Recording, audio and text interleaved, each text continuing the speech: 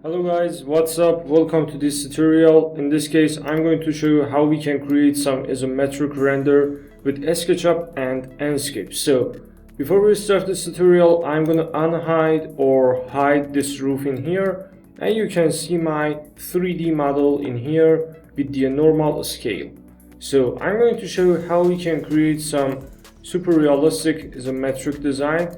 Before this tutorial, I'm going to minimize the Camtasia in here and let's get to work. So first of all, I'm going to click on the Enscape material library and add some materials in my interior design.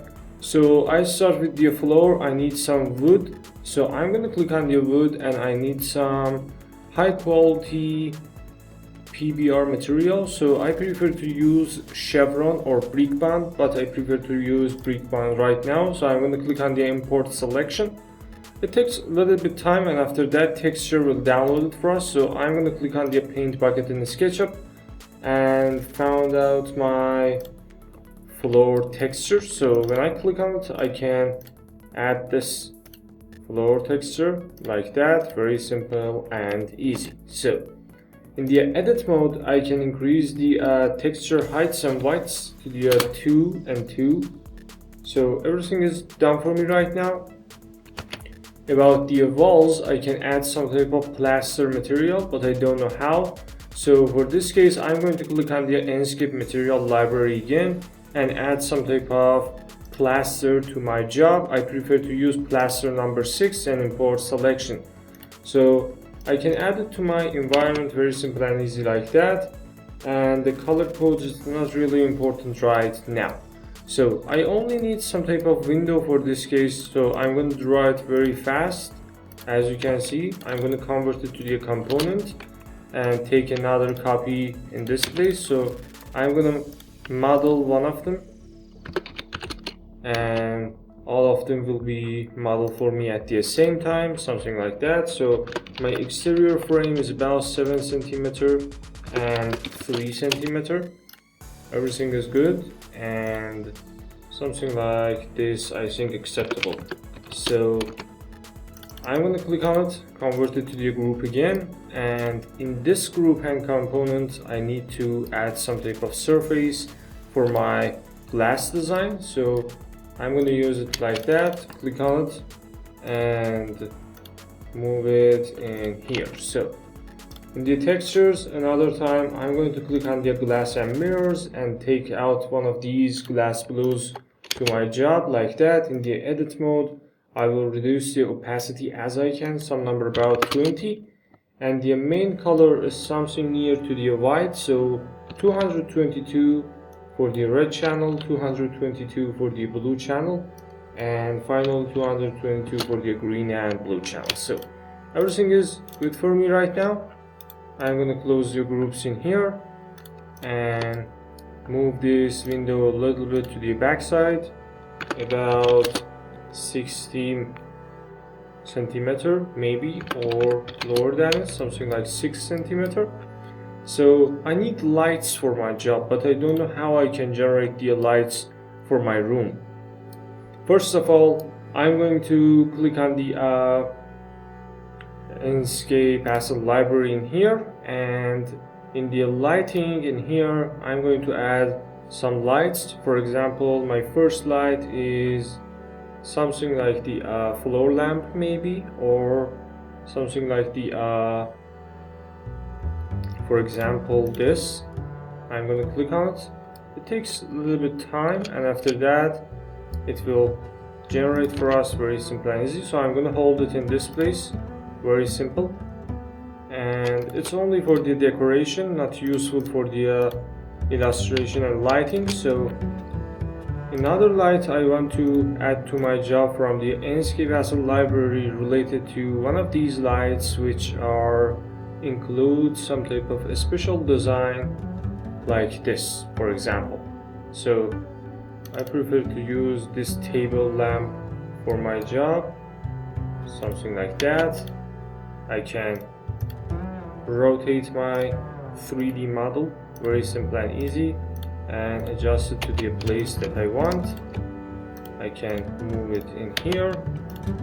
So Another light we need for these tables upstairs. So I'm going to click on the Enscape as a library again, and I need to select one of these lights. For example, maybe something like this can be good, something like that.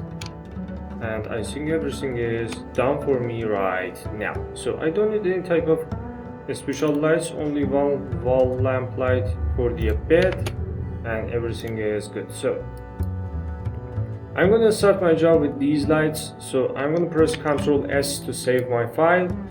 So in the lighting prices, I will use Enscape object and click on the spotlights.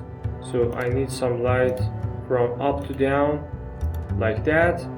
Click on the load IES profile, and in the drive F, I think I have the visual setting, IES lights and SketchUp Arc Studio. I want to use light number 10 for example, and increase the intensity of it a little bit, something about 50, and I'm gonna move this light in this place. As you can see, it takes a little bit time because adjusting these lights a little bit hard work for the first time users. So these type of lamp lights and wall lights are the self-illuminated lights, so we don't need to add any type of lights for them.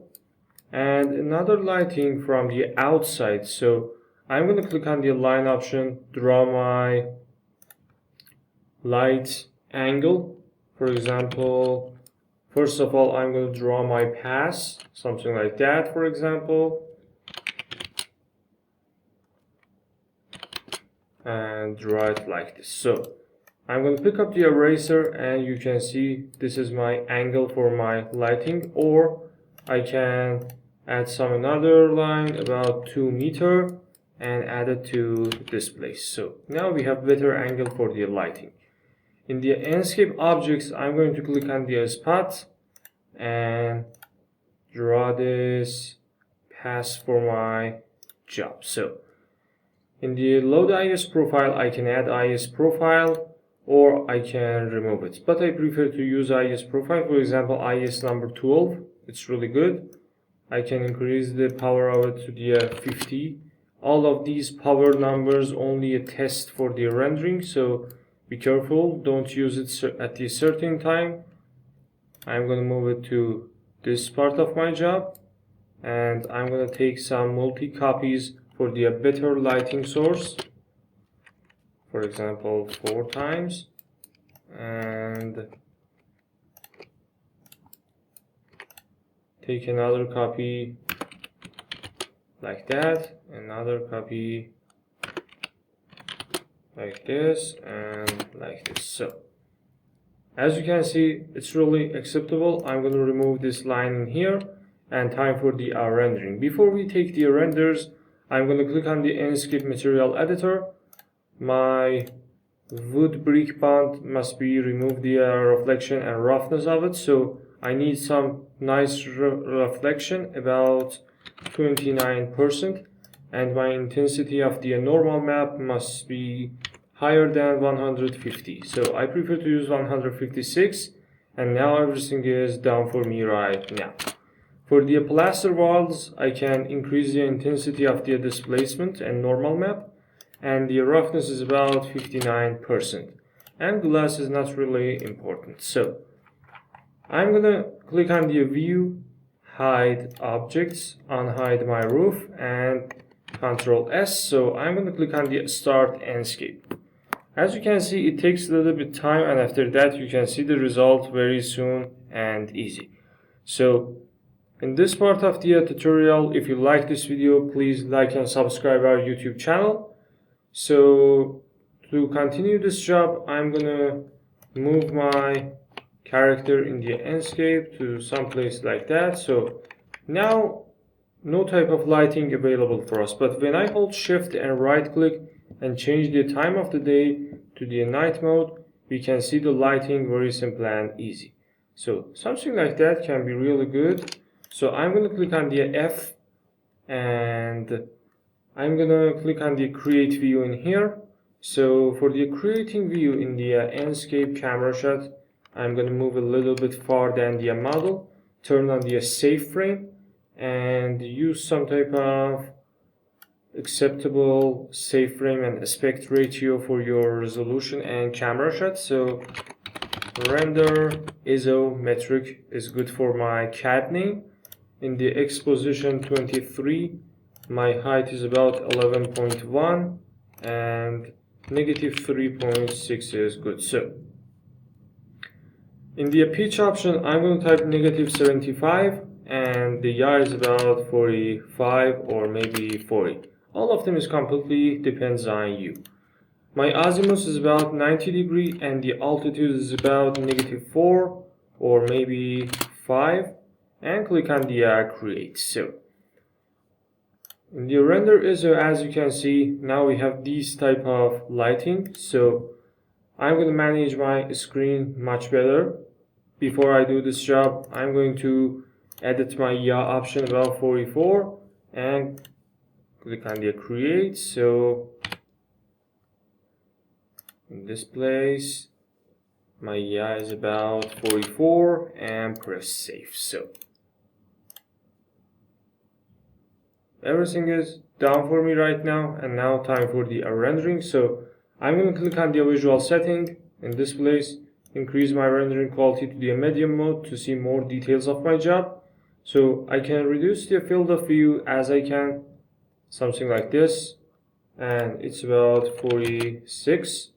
Exposure is good because I want to adjust my lighting. So in the environment, I can close all of these settings in here and assign my job with these light in here. So I'm going to select these light, click on the Enscape objects and play with the luminance intensity. As you can see, when I increase it in this part of my job, my light power will be increased. Very simple. So I prefer to use some type of normal and light lighting. So 120 candela is good.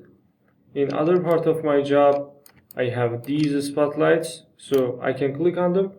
When I increase the luminance intensity, you can see only some type of power from the left side, so it's not the direct lighting. For solving this problem, you can uncheck the load IES profile, and now you only have some type of spotlights. When I decrease the beam angle, I can see more direct lighting inside of my house, and it's really good. So some number about maybe 26 is good, and when I increase the luminance intensity, I can see the effects in this place. So I prefer to use some type of power about 336, for example. It's good. So I'm going to close it in here. In other part of my rendering, I can click on the visual setting, very simple. And in the image bar, I want to use auto contrast. I can see some type of graphical lens phrase. It's not really good for my job, so I'm going to turn it off. And bloom is not really important. As you can see, when I turn off the bloom, we don't have this type of lighting, and it's really good. But if you want to hold it, you can hold it on some normal number about 4%. Lens flare is about 12, and vignette.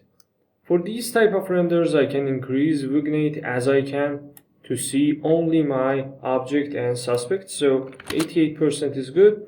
Chromatic is not really useful. And in the main bar, I can click on the depth of field, uncheck the autofocus, play with the focal point to reach to the best results. Some place like that for focusing is really good. 17.36, and when I increase the depth of field to the 22, I can see this type of result, and it's really wonderful. So in the exposure, I don't need to increase it, but maybe 54% can be good. Image bar, everything is good. Color temperature and saturation, as a matter of fact, not really important in these type of renders. I don't have any type of fog option. Sun brightness is completely 0. And night sky brightness is not really useful. But about the artificial light brightness related to all of these spotlights and other things, when I decrease the artificial light brightness, you can see the main power of the lighting will be decreased for you. So 84% is really good.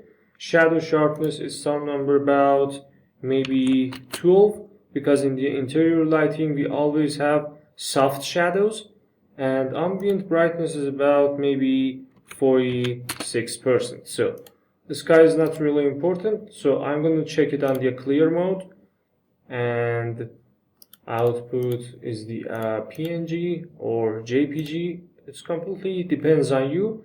For better results, you can increase outline a little bit, not too much. So I'm going to add some outline about 9%, for example. So this render have some big problem. Look at this part of my render. As you can see, the reflection and quality of the roughness is a little bit too shiny for my scene. So I'm going to click on the SketchUp environment, Enscape material editor, wood, and now when I minimize the Enscape rendering and Enscape material editor, and when I increase the roughness, as you can see, it will fix for us very simple and easy. As you can see, it will fade it for us, and it's really good. So 44% can be improve our needs, and I'm going to reduce the image fade to the 94, and my main color is white and tint color is white. So all of them or most of them completely depends on you and what you want from your renders. So I think everything is good, and time for the rendering. In the glass setting, I can change the tint color to the dark mode, and the result is much better. So I can convert it to the frosted glass or not, and refractive index is not really useful right now. Something like that generated for us very simple and easy. I only want to remove this type of light bloom in here because it's totally not realistic. When I change it to the 2% or maybe 1%, now the result is much better. So in the main bar, when I increase the rendering quality to the high mode, you can see light setting will change for you. So I prefer to hold it on the medium mode, and it's really good for me. In the output and resolution, finally I want to click on the custom and type 1080 for my job and reduce the field of view as I can. Maybe something like that. So it's about 30 and it's good. So time for the rendering. I'm going to click on the screenshot button, desktop, and press save. As you can see, these type of isometric renders can be help to your job in the interior design and architectural projects, and help to the employers to know any type of objects where they want you can place it. Final result is something like that. I hope you enjoyed this video, guys. If this tutorial useful for you, please like and subscribe our YouTube channel. Thanks for your watching, and goodbye.